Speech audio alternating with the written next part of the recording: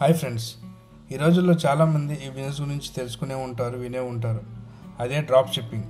అసలు ఈ drop shipping అంటే ఏంటి, ఈ బిజినెస్ ఎలా చేస్తారు, ఎంత పెట్టుబడి అవుతుంది, మనం ఎంత ఇన్వెస్ట్మెంట్ చేస్తే ఎంత ప్రాఫిట్స్ వరకు అలా సంపాదించుకోవచ్చు, దీంట్లో సక్సెస్ అవ్వాలంటే మనం ఏమేమి చేయాలో ఈ వీడియోలో డీటెయిల్గా ఎక్స్ప్లెయిన్ చేశాను.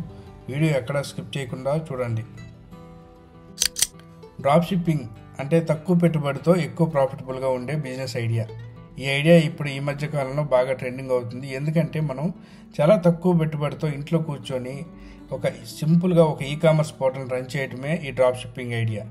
అంటే మనం కేవలం కస్టమర్ నుంచి ఆర్డర్ తీసుకుంటాం, కానీ ఆర్డర్ ఇచ్చేది ఇంకొకరు, డెలివరీ కూడా మనం చేయం, అది కూడా వేరే వాళ్ళు చేస్తారు, కానీ లాభం మాత్రం మనకే వస్తుంది. ఇదే డ్రాప్ షిప్పింగ్ బిజినెస్ ఐడియా. అంటే సింపుల్గా చెప్పాలంటే అమెజాన్, ఫ్లిప్కార్ట్ లాగా అన్నమాట. ఈ అమెజాన్, ఫ్లిప్కార్ట్లో ఏ వస్తువులు అయినా చాలా లక్షల కోట్ల వస్తువులు ఉంటాయి, కానీ అందులో ఏది కూడా అమెజాన్ కానీ ఫ్లిప్కార్ట్ కానీ మ్యానుఫ్యాక్చర్ కానీ సప్లై కానీ చేయవు.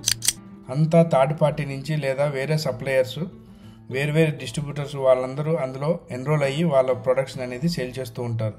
సో అమెజాన్ ఒక ప్లాట్ఫామ్ లాగా ఉంటుంది. వీళ్ళ ప్రొడక్ట్స్ అమెజాన్లో అమ్ముకోవడానికి అమెజాన్ 10% కమిషన్ ఛార్జ్ చేస్తాయి. అలాగే అమెజాన్ బ్రాండ్తో సరుకులు కూడా థర్డ్ పార్టీతో తయారు చేయించి అమెజాన్ బ్రాండ్తో కొన్ని ప్రొడక్ట్స్ అమెజాన్ వెబ్సైట్లో దొరుకుతాయి. సో ఇలా వాళ్ళు ప్రోడక్ట్ అనేది సేల్ చేసుకుంటారు. సో అమెజాన్ వెబ్సైట్ లేదా యాప్లో కస్టమర్కి ఇలా మాత్రం వాళ్ళు సేల్ చేస్తూ ఉంటారు. డ్రాప్ షిప్పింగ్ బిజినెస్లో ఎలా వర్క్ అవుతుందంటే, మనం సరుకులు అమ్ముతాం, కానీ ఆ సరుకులు థర్డ్ పార్టీ లేదా వేరే వెండర్స్ మాత్రమే ద్వారా వస్తుంటాయి. సో మనం మన వెబ్సైట్ నుంచి ఆర్డర్ తీసుకుంటాం, కానీ ఆర్డర్ ఇచ్చేవాళ్ళు వేరే వాళ్ళు, తీసుకునే వాళ్ళు వేరే వాళ్ళు, మనం సప్లై కూడా చేయం, అది కూడా డెలివరీ థర్డ్ పార్టీ నుంచి జరుగుతుంది. కేవలం మనకి దాని ద్వారా వచ్చే కమిషన్ అండ్ ప్రాఫిట్స్ మాత్రం వస్తాయి. సో వీటికన్నిటికీ మనకి కావాల్సింది థర్డ్ పార్టీ సప్లయర్స్ మాత్రమే. ఈ వెబ్సైట్ని మనం క్రియేట్ చేసుకోవాలి. ఆటోమేటిక్గా ఈ కంపెనీని ఈ-కామర్స్ అనే వెబ్సైట్ క్రియేట్ చేసుకున్న తర్వాత ఒక ప్లగిన్ వస్తుంది.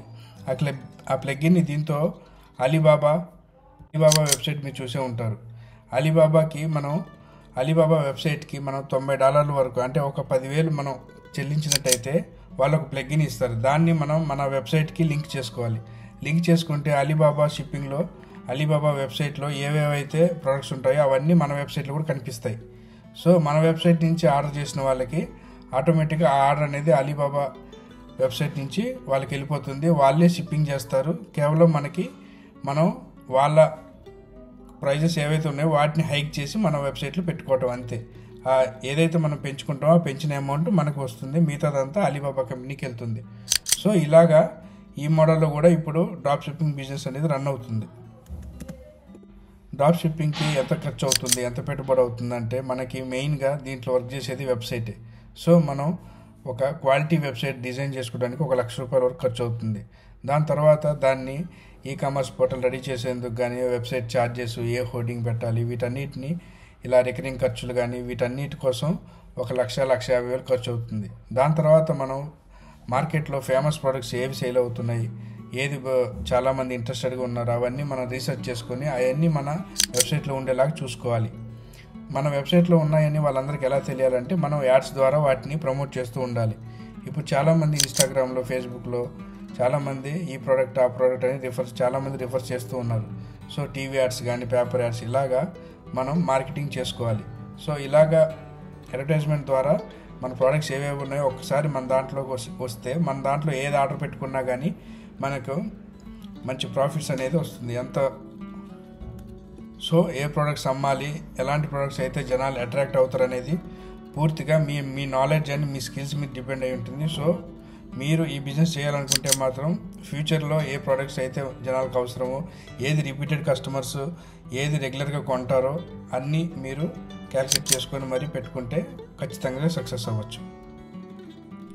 ఇలాంటి మరిన్ని వీడియోల కోసం మా ఛానల్ని లైక్, షేర్, సబ్స్క్రైబ్ చేసుకోండి. Thank you.